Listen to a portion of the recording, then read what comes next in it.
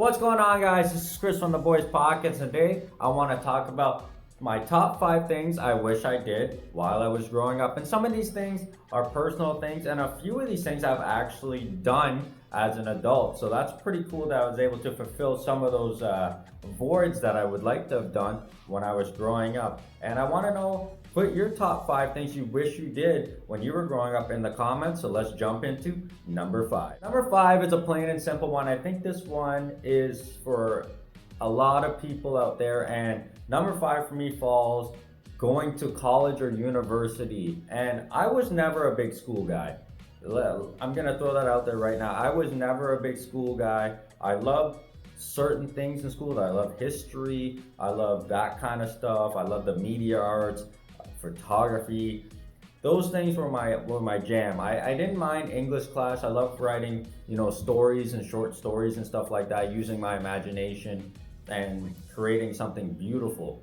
But sitting in class, lectures, tests, especially studying, that was not my thing, man. I was that kid that would study the night before and stay up to 3 or 4 in the morning the night before a big exam or a test, or I was that kid that was struggling to do my ISU or my big projects the night before because I just goofed off and left it to the last minute.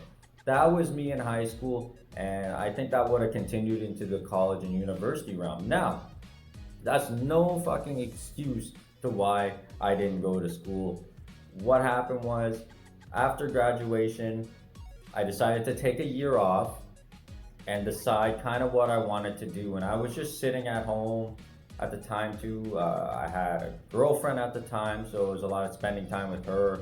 I was going to the gym a lot, and school kind of just fell out of the plans. And I wanted to do certain things, but I would have to go back to school. I wanted to be an archaeologist, like I was saying. I really loved history. I loved all this stuff about, ancient times and finding discoveries. So that was something I wanted to do, but I had to go back and take the academic sciences and all this stuff, and I was not going back to school. So that was completely out of the picture. I wanted to do photography. I was really big into taking pictures and creating lasting moments. And that I could have went to school for, but you can kind of do that on your own and start a business like that. So that was out of the picture. And at the time, I was driving and my dad was paying for my gas, and my friends were paying for my gas when we were going out. Every time they'd be, yo, you want to go to Walmart or go get something? I'd be like, yeah, $5 each for gas.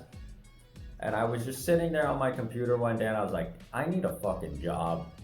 And I started applying to all these places, and I ended up getting a job at Goodwill, which was probably one of the hardest jobs I've ever done. Working the door is one of the most stressful jobs you've ever done, because Goodwill as a corporation is completely rigged and they just rip everybody off. It's a complete mockery of pretending like they care about people, and everything is quota, everything is money, everything is time. You're timed with everything. It is frustrating as fuck. So anyone that has worked at Goodwill and worked the door knows what I'm talking about. But I started working at Goodwill, and then I got a way better job back in the day at this factory making rubber doors. And school was still in my plans, but I ended up, getting credit card debt that fucking kills anybody, and paying off credit card debts, and then, finding my wife and having kids, and school just kind of faded away a little bit. And when I was off on parental leave, helping my wife with our twins when they were first born, I was just applying around, and I was supposed to go to school on this time off. That was the plan. My wife's like, okay, you're going to school, you want to, let's figure it out, we can put this together and we'll do it together. And I ended up applying for a job that I thought I was never gonna get, and here I am working here still. But I would always love that backbone of having a backup plan, of having that diploma, of I can move anywhere and be okay and be able to find a job. That's what I always wanted. I'm not even too sure what I go back to school for. Like right now, I work a really good job. I make good money. I'm a heavy equipment operator, so I can always do that. But just going to school, I kind of regret that. I should have went to college or university right after high school and figured out my life then. But I don't even know if I would change it at this point because I don't think I would have met my wife. I don't think I would have been through the trials and tribulations through life of going through debt and breakups and depressions and being low, and you guys don't even know the story behind all of this stuff. There's a lot hidden behind the curtain, obviously, of everybody's life.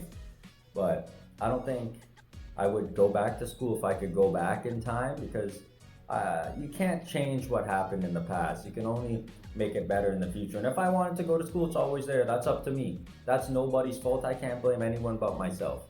And I wouldn't have met my wife or my kids, and they're the most important things in my life. So I think going to school would have changed that. And I don't know if that would have been for the better or the worse, but I'm really happy where I am. But for sure, number five, I would have loved to have went to school and see where I would have developed beyond that would have been something very interesting. So let's jump into number four. Is kind of a weird one, but I think it's something that a lot of families don't do. And I'm talking about, I wish for number four, I hung out with my family more and created more memories. And we are a close family, but we're not like, I see some people with brothers and sisters, or sister and brother, and they'll tell each other their secrets. They'll call each other when they're down and out. They have that relationship with their parents. And I never had that with my family. Like, we never talked about personal stuff. We never talked about going through a hard divorce. We never talked about, problems that we're going through and helping each other out. We never did stuff like that. We were kind of shy to express ourselves. And that was also with my parents. Like, I never went to my parents and consoled in them, and they never consoled in me. But what I'd like to have done was go on family vacations. And when I was in inner city Toronto, a lot of people were lower class. Not so much lower class, but very working all the time. Parents were working two jobs. We lived in an apartment. Then we moved to Innisfil. It was a smaller town, and it seemed everyone had a lot more money than where I came from inner city, Black Creek and Lawrence in Toronto. And every summer, my friends would be going to Florida, be going to Cuba, Dominican, and all these fun things, camping to the cottage. And my family never did that stuff. And I don't know what my father's deal was with it, because he never was interested in that stuff. When he was growing up, trust me, he did it. I've seen pictures and stuff of him going camping and all this great stuff he did, but he never took us once camping when we were growing up. We never went on any vacations when we were growing up, like flying on a plane, anything like that. And I just wish we created more family moments. And growing up, we were close with our mother and father, obviously, but when we get to high school, we get our friends, we get our vehicles, we get girlfriends, we're getting pussy, this, that. We start to not be in the house as much, like a lot of us. And once all that kind of goes away, I really got a great bond with my mom and dad. And I would go out with my mom and dad a lot and not feel that embarrassment that, hey, I don't want to be seen with my mom and dad at Walmart. I'm in high school. What if someone sees me? Like, it's just stupid little things that I was embarrassed about. But we have a good bond now and stuff like that. And we do kind of do little bit of trips here and there. Like a credible trip is going to Ottawa and seeing all the Parliament buildings and stuff. And that's just something we could have done when we were kids. But finally doing that with my dad in his 60s, it's like, fuck, man, where did the time go? And I remember just snapping pictures and re-looking at them and going, fuck, man, my parents are old now, man. And I just wish I did that stuff with them when we were younger. We created that tight-knit family bond. And now that I have my own children, I do those things with them. And when my wife says, hey, like, let's go this place, that place, let's do something special, I want to instill family memories in them that last a lifetime, that when I'm dead and gone, they'll always think, when they have kids or they're talking to their friends or something like that, they'll always have those memories of, man, my dad took us here. My dad did a lot for us. My dad was awesome. So one of the regrets growing up, or one of the things I wish we did growing up, was definitely more family vacations to create those family bonds that I grew up seeing all my friends have. So let's jump in to number three. Is one I have officially done, and I did it in my late 20s. I think I was either 28 or 29, and I wish growing up that I was able to play ice hockey. And I was always a basketball guy. I love basketball, but when I was in gym class in the early elementary school days, I started to really fall in love with hockey. And on the street, when I first moved there was kids that played hockey. I had a friend that almost made it to the OHL and stuff like that. So we were always exposed to hockey. And I didn't know anything about hockey. I never even knew what hockey was. And I started to fall in love with the game of hockey. And I know I'm a Leafs fan. It's a hard go being a Leafs fan. It's difficult as fuck as being a Leafs fan. But I really started to love road hockey and love floor hockey, and I was getting good at it. And I wasn't a superstar. I wasn't able to dangle people and do this and that. But my role I loved to play was a third line grinder. I like to play in the corners. I like to jam the net. I like to block shots. That's what I love to do. And I remember just begging my dad from grade 6 to about high school, hey dad, can I sign up for ice hockey? Can I sign up for ice hockey? And even house league hockey was really expensive. It was like $750. Then all the equipment and all this and travel and all the stuff that goes along with it. My dad was just totally not, no, no, no, no, too much money. We're not doing it. And I understand. Because now, being an adult, having kids, having rent, I understand the struggles of trying to pop out $750 for your child to play hockey who can't even stop on skates. But I wanted to do it because I just loved watching my favorite hockey players score overtime goals, and I loved watching them win, and the horn siren and hitting and battling against the boards. And I wanted to do that because I knew I was going to be that type of player that was going to be in front of the net jamming the dirty areas. I wanted to block shots. I wanted to, jam the boards. I wanted to be that guy that just put their heart on the ice. And I wanted to just try it. And I knew I was going to be horrible. I fucking knew I was going to suck at it. But I wanted to try it, but I was never able to play. My dad wasn't going to fork out the money. So fast forward, 16 years later, I'm at my old work. We're all talking, and I was like, fuck it. We have a good knit group, guys, here. Let's fucking get a hockey team going. And I started talking to everyone in the shop, and I'm like, hey, you want to play hockey? We had one young kid that just started working there, and he was a goalie. He was playing ball hockey goalie, so it was perfect. So I created the Northern Rebels, and we went out. We had fun. We enjoyed it. We played three seasons, and then COVID hit. But that was fulfillment for me because I always wanted to play hockey growing up, and we always had, when we were growing up, hand-me-down sticks, garage sale sticks. We never went to the store and bought, $300 fucking sticks because we were just playing road hockey. So finally being able to have that moment for myself is something, it's hard to explain, but people that enjoy hockey will understand this.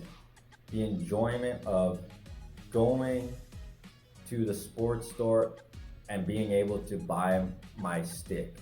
And buying a nice composite fucking stick, how light it was, check the flex. It was fucking incredible for me to be able to, hey, I finally play hockey. I'm with my buddies. Hey, let's go check out the sports store. I want to pick out a new stick. And I'm not gonna lie, I was dropping too much money on fucking sticks to play ball hockey, but it was just that incredible experience that I wanted. It's equivalent to being a kid and getting used skateboards, which I always did, and then finally going to the skateboard shop and building your deck and dropping that $300 fucking dollars on that deck you always fucking wanted. And I ended up doing that as a fucking adult too, because growing up, I would just buy used decks off of fucking people. My dad never wanted to spend that money or never had the money to buy decks, but we did go to Walmart every weekend. I was able to get a wrestling toy or something like that. But playing hockey, definitely growing up, watching hockey, moving here, loving the game of hockey, the ups and downs of being a Leaf fan or even any hockey fan, the trials and tribulations of the team, and just wanting to go through that and create this bond. And I played basketball in school because it was easy, a pair of shoes and fucking shorts, go play fucking basketball. But I wanted to create that bond of being on a hockey team. And I wanted to be the heart and soul guy of the hockey team. I wanted to be that guy in the fucking penalty kill. But I was able to do it as an adult, and I was able to block a lot of fucking shots. I had third line grinder numbers throughout the season, so I was incredibly happy with that. And it's funny, I had never fucking played professional kind of hockey or any kind of rec league hockey, and they put me at center and learning the game as a center. I thought I did fucking excellent. I played the game exactly how I watched third line grinders play the game, and I wish I did that as a kid. So number 3 for me, guys, is growing up, I wish I played ice hockey. So let's jump into number 2. All right, guys, number 2, we're getting to the meat and potatoes, and this one kind of falls with the family vacation stuff, but this one falls with when, like I was saying, when we're growing up and we go into high school and we start to really get the friends that we're going to be friends for life with. When we go to high school, that's where we get the friends we're friends for life with. And I got the group of friends that I can count on my hand right here, 5 friends that I can count on for anything. And we had such an amazing bond, and we did amazing things, and we had fucking fun, and we had an incredible time. We had laughs, we cried, we had many memories. But the one thing I truly regret, and I wish we fucking did growing up, was I wish myself and my friends went on vacations. And I wish we did something like that. And we call ourselves the boys, just like all of you guys out there. You guys probably call yourself the boys or whatever you guys name yourself. I wish Dan, myself, and all the boys went on a vacation trip. I wish we fucking, doesn't even matter. I wish we booked a cabin out in the fucking woods. We had a camping trip one time and we were supposed to do it every year, and obviously, things happen, work, whatever have you, and that just falls apart. But I wish one time growing up, in our 16s, 17s, we went vacations to the Dominican, to Cuba, Jamaica, somewhere nice and beautiful, on the sand, the beach, and just to think of how we are out there, man, the moments, the memories, we would have fucking tore it up and had so much fucking fun out there.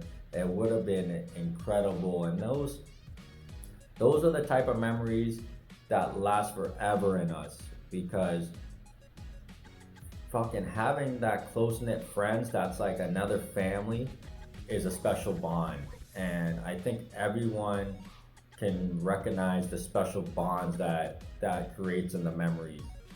And people that have gone on vacations with their best friends and enjoyed the world and seen different things will understand what I missed out on.